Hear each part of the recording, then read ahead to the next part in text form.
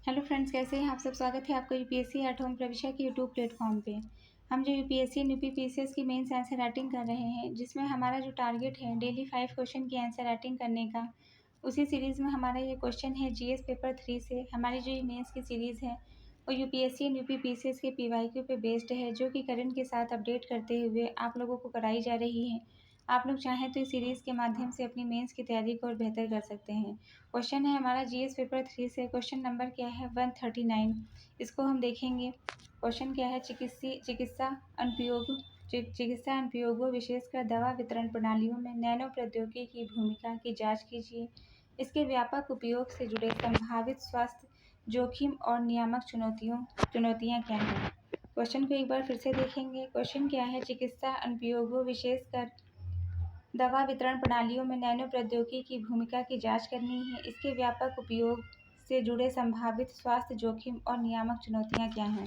तो सबसे पहले हम इसका इंट्रो देंगे। इंट्रो में हमने क्या लिखा है कि नैनो प्रौद्योगिकी वह तकनीक है जिसमें 1 से 100 नैनोमीटर आकार के कणों का उपयोग किया जाता है। कितना? 1 से 100 नैनोमीटर आकार के कणों का प्रयोग किया जाता है। चिकित्सा क्षेत्र में यह तकनीक विशेष रूप से सटीक दवा वितरण में क्रांतिकारी परिवर्तन ला रही है।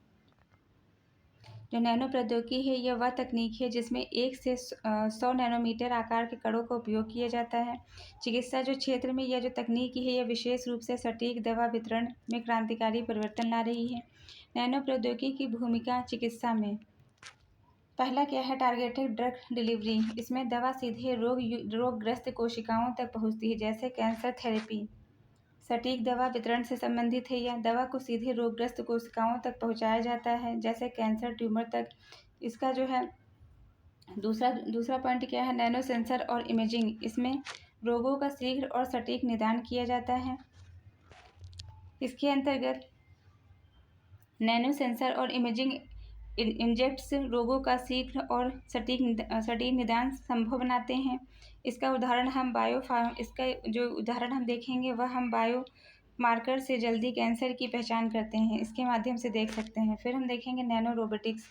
इसमें क्या है, शरीर के अंदर सटीक चिकित्सा प्रक्रिया से संबंधित है। शरीर के अंदर जाकर सूक्ष्म स्तर पर चिकित्सा प्रक्रियाएं करने की क्षमता होती है। इसमें नेक्स्ट क्या है, वैकल्पिक टीकाकरण। यह जो है इंजेक्शन मुक्त दवा वितरण प्रणाली से संबंधित है। नैनो पार्टिकल्स त्वचा या म्यूकस मेम्ब्रेन के जरिए दवा को शरीर में पहुंचाते हैं। संभावित जो है स्वास्थ्य पर जोखिम, इसके अंतर्गत जो है क्या क्या जो है स्वास्थ्य पर जोखिम हो सकता है इसके कारण। पहला क्या है, जैव सततता की कमी। कुछ नैनो कण शरीर में विषाक्त हो सकते हैं। कुछ नैनो कण जो है शरीर में जो है क्या हो सकते हैं, विषाक्त हो सकते हैं। दूसरा क्या है, दीर्घकालीन प्रभाव अज्ञात। अंगों को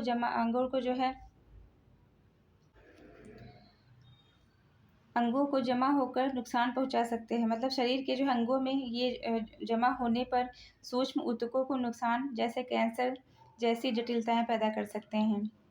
फिर ब्लड ब्रेन बैरियर पार करने का जो है खतरा इसमें पैदा होता है। मस्तिष्क को क्षति की आशंका होती है।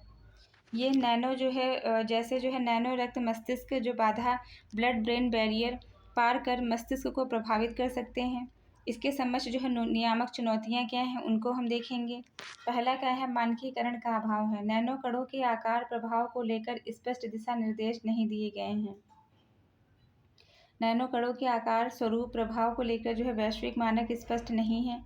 टेस्टिंग और निगरानी में कमी, लंबी अवधि के सुरक्षा डेटा की कमी है। नेक्स्ट हम देखेंगे वैश्विक असमानता। भारत में मजबूत नियामक ढांचे की आवश्यकता है। भारत जैसे जो है देशों में पर्याप्त नियामक ढांचा विकसित नहीं हुआ है। तो ये हमारा क्वेश्चन का मेन बॉडी का पार्ट कंप्लीट होता है। अब इसका कंक्लूजन देखेंगे। अतः निष्कर्षतः यह कहा जा सकता है कि नैनो प्रौद्योगिकी चिकित्सा क्षेत्र में क्रांतिकारी है, पर इसके सुरक्षित व नैतिक उपयोग के लिए मजबूत नियामक व्यवस्था, दीर्घकालीन शोध और सार्वजनिक स्वास्थ्य दृष्टिकोण अनिवार्य है।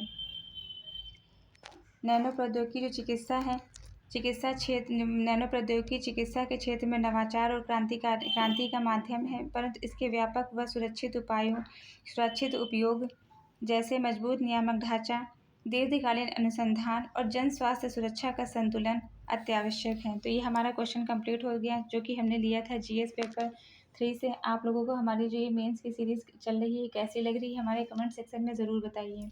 ऐसे ही पढ़ते रहिए, लाइफ में आगे बढ़ते रहिए, यूपीएससी एट होम प्रविष्या के साथ में मेंस आंसर राइटिंग करते रहिए। Thank you.